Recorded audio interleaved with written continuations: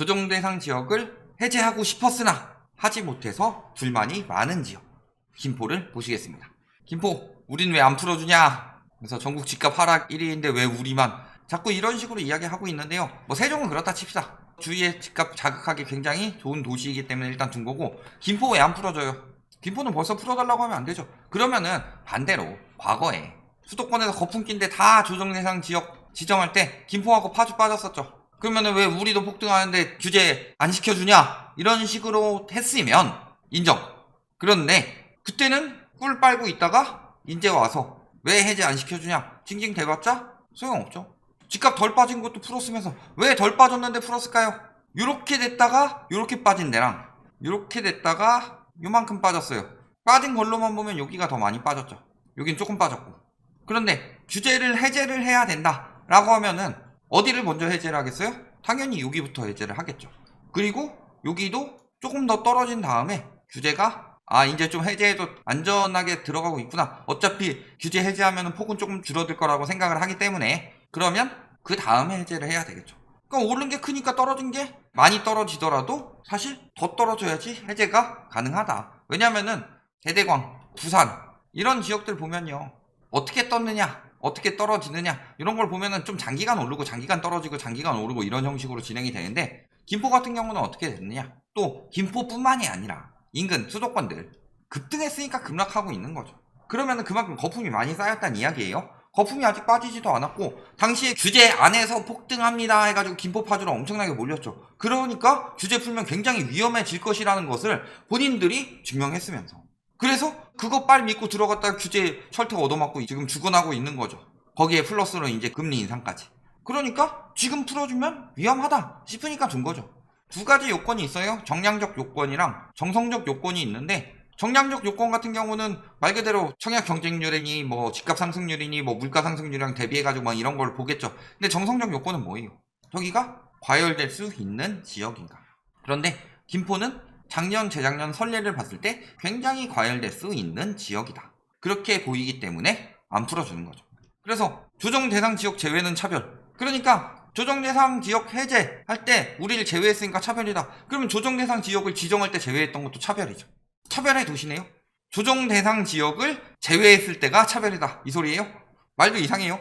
조정 대상 지역 해제 제외도 아니고 차별은 아니에요. 왜 차별이에요? 그러면은 서울 집값 오르는데 김포는 집값 안 올라서 차별. 서울이랑 따지면 어디가 차별을 이야기를 해요? 투기과열지구 지정됐어요? 김포가? 투기과열지구 지정 안 된 거 차별이니까 투기과열지구까지 지정해야 되겠네요. 그러니까 저런 걸 가지고 지역 이기주의라고 하죠. 자, 그래서 보면은 뭐 장관을 만나서 항의하고 별 난리가 다 났어요. 어차피 해제해도 살아날 시장도 아니고, 해제해서 살아나겠어요? 집값이 계속 올라야 되는 것도 아니고, 실질적으로 김포라는 도시가 발전하기 위해서는 지금보다 더 오르면 안 되죠. 사실 김포가 발전할 수 있었던 이유 중에 하나는 저렴해서인데, 사람들 김포에서도 못 살 정도 해제해서 가격까지 올라가면은 누가 김포 살아요? 김포가 고향이신 분들 말고. 그래서 또 신청한대요. 성급한 규제 완화는 진정 국면에 접어든 집값이 다시 치솟는 듯, 이런 식으로 이야기를 하는데, 문제는요, 지금은 2019년 11월 조정대상 지역에서 제외된 하나씩 부르면은 괜찮은 지역이지만 묶어서 부르면 조금 기분이 나빠지는 그 지역들처럼 효과가 나올 것이냐. 근데 솔직히 말씀드리면 해제해도 그닥이다. 다만 문재인 정부에서 윤석열 정부로 넘어올 때를 생각을 해봅시다. 그랬을 때 하락기 시작되고 있었고, 그때 윤석열 정부에서 넘어오면서 무슨 공약들을 했죠? 재건축 완화, 뭐 1기 신도시 특별법, 임대차 3법 폐지 또는 보완, 규제 해제, 이런 것들을 이야기를 했죠. 심리가 일시적으로 올라갔고, 그로 인해서 투기도 들어오고, 거기에 또 낚인 영끌들도 몇 명 들어왔죠. 그래서 3월에서 5월 사이에 상승을 했다, 거래량이. 그런데 그 이후에 꾸준히 떨어지고 있었죠. 그러니까 요런 일시적인 자극이라도 생길 수 있다는 거죠. 그 정도다, 해제해봤자. 그리고 또 마지막에 물린 사람들이 규제 해제하면 규제 해제하니까 뜬다 하고 공인중개사들은 먹고 살아야 되니까 거기서 열심히 해제해라 이런 이야기 하겠죠. 그러면서 팔고 빠질 수 있는 기회가 더 늘어나는 정도일 뿐이다. 서울이 비싸서 김포를 갔다 그랬더니 벼락거지 피하려다가 하우스푸어 될 판이다.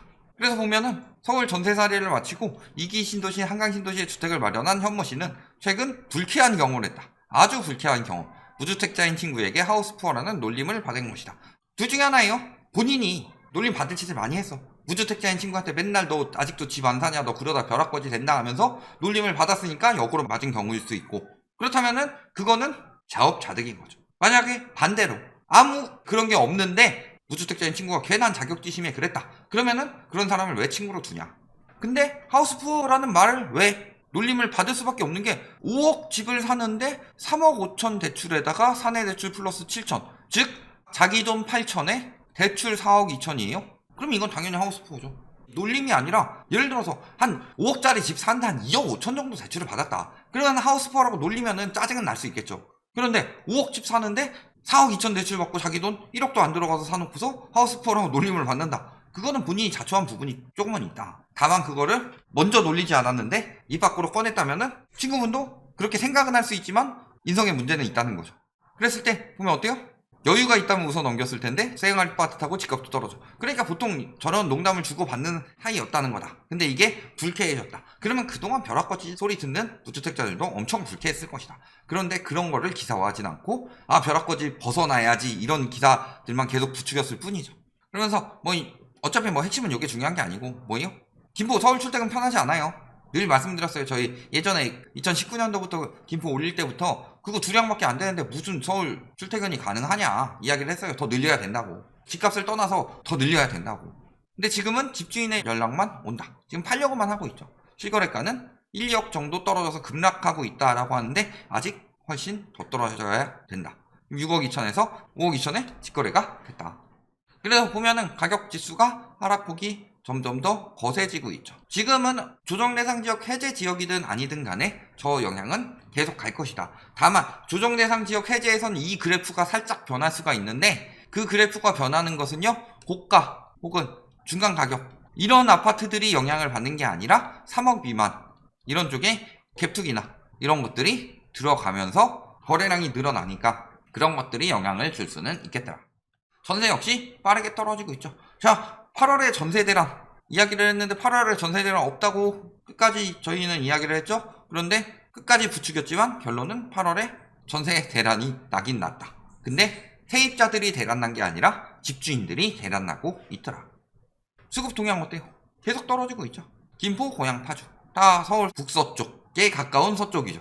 이 지역들이 전반적으로 다 침체되고 있다. 물론 다른 지역들도 마찬가지다. 심리는 당연히 살아날 수가 없죠. 특히 김포, 고양, 파주는 뒤늦게 합류했죠. 김포, 파주 같은 경우는 조정 대상 지역 지정도 늦었고 그 다음에 고양시하고 파주시는 무슨 영향을 받았죠? 3기 신도시. 3기 신도시 다른 지역은 띄우려고 했는데 일산, 운정 여기는 엄청나게 막 떨어진다고 3기 신도시 때문에 징징댔었죠. 그 이유는 일산 출신인 국토부 장관이 규제를 하고 있었기 때문에. 그러니까 정치적인 부분 끝나니까 바뀐 건 아무것도 없는데 오히려 3기 신도시 들어온다고 교통까지 놔준다고 했는데 떨어진다고 징징대고 데모까지 하도록 만들더니 김현미 장관 은퇴하니까 귀신같이 오르더라.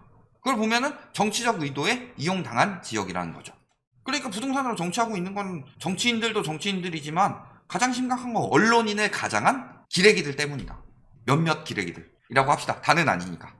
그래서 보면 어때요? 자, 여기서 이렇게 올랐어요? 그러다 요만큼 떨어졌어요? 왜 해제해줘야 되죠? 여기 이렇게 올랐다가 요만큼 떨어졌어요? 요거 치고 올라간 건 둘째 치고 요거 한 건 거래니까 조금 더 지켜봐야 될 거지만 여기까지 떨어졌다고 치더라도 아직도 요만큼 더 떨어져야지 가능한 거죠. 아직 거품이 덜 빠졌다.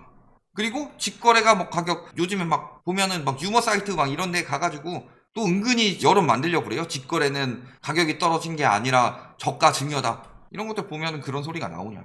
떨어져가지고 5억대 거래되고 있는데 직거래는 갑자기 6억대가 뜬다. 증여를 하는데 왜 저가로 해요? 정신 나간 인간들아.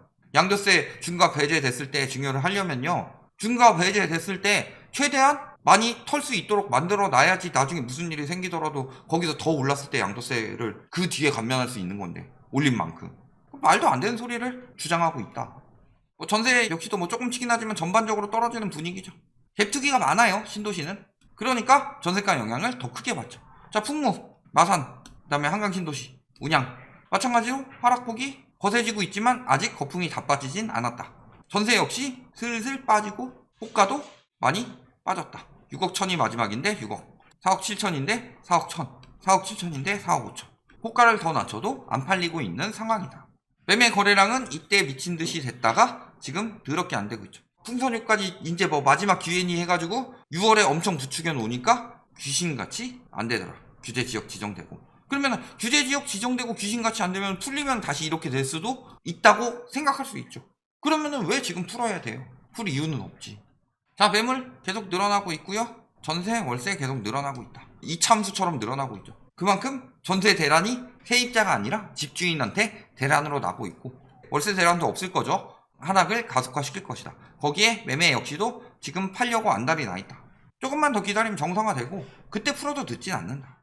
자, 입주 및 분양 없어요. 언제까지 가장 많았어요? 2020년.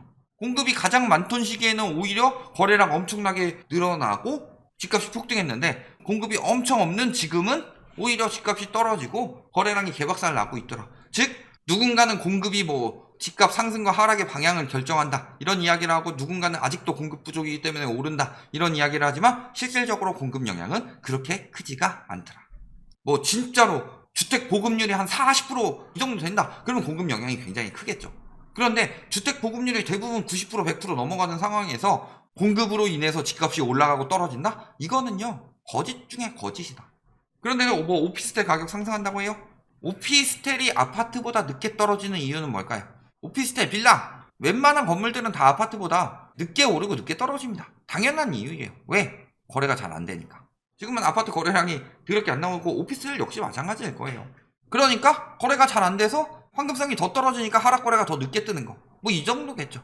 오피스텔 뭐 어디 지금 업무 지구가 많아서 오피스텔 분양 받으면 대박 난다. 요즘 신도시는 그런 데 없어요. 왜? 업무 지구가 개발되는 것만큼 이상으로 과잉되게 공급하니까. 예를 들어서 마곡 같은 데 가봐요. 오피스는 그나마 좀 낫지 상가 같은 경우는 개박살 나있죠.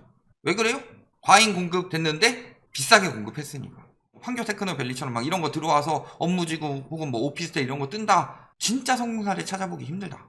그런데 저금리 유동성으로 인해서 도구나 카우나 들어갔을 뿐이고 지금은 당연히 붕괴되는 수순일 것이다. 앞으로도. 근데 오피스텔 상승한다고 계속 하는 이유는 뭐예요?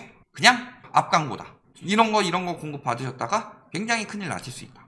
그리고 수익률 계속 떨어지고 있어요. 앞으로 수익률은 점점 더 떨어질 겁니다. 그 이유는 금리 인상 때문이죠. 오피스텔은 대출 비율이 높기 때문에 오피스텔 전세로 갭투기 하겠다는 거는 솔직히 진짜 고수 아니면 하면 안 되고, 오르는 타이밍 잠깐밖에 없고 그 이후에는 재건축도 안 되기 때문에 쭉 감가상각돼요. 그거를 더 싼 가격에 빌려주고 감가상각을 계속 보고 있느냐. 오피스텔을 전세 놓는 투자자들은요 솔직히 제정신이 아니에요. 오피스텔은 월세 수익률을 올리는 건데 금리 인상기에는 당연히 수익성 부동산의 수익률은 떨어지고 그게 가격에 영향이 갈 수밖에 없더라. 대출규제 금리 인상에 미단세대 속출하고 울상하고 있고 미분양 속출하고 있다. 속지 마셔라. 지금 주택시장이 붕괴된다는 건 수익형 부동산은 더 크게 위험하다는 소리다. 결론, 김포 저기보다 뭐 더 떨어졌어요 해제해주세요. 그만큼 거품이 많이 꼈다는 거고 아직 덜 빠졌다. 그리고 수도권 같은 경우는 그 완화책이 영향이 갈 수가 있다고 판단하고 지금 그렇게 하는 건데, 뭐 동시다발적으로 풀면 크게 영향이 갈 수 있고요. 조금씩 나눠서 외곽부터 차츰차츰 풀어가게 되면요 큰 영향은 없을 것이다. 김포는 조정 대상 지역 지정도 늦게 됐는데 해제 늦게 해준다고 벌써 징징될 시기는 아니다. 기다리면은 조금 더 가격 빠지고 실수요자들은 좀 있으면 뭐 이제 분양가 수준까지 떨어지니까 그때 들어가시면 된다. 여기까지 말씀드리겠습니다.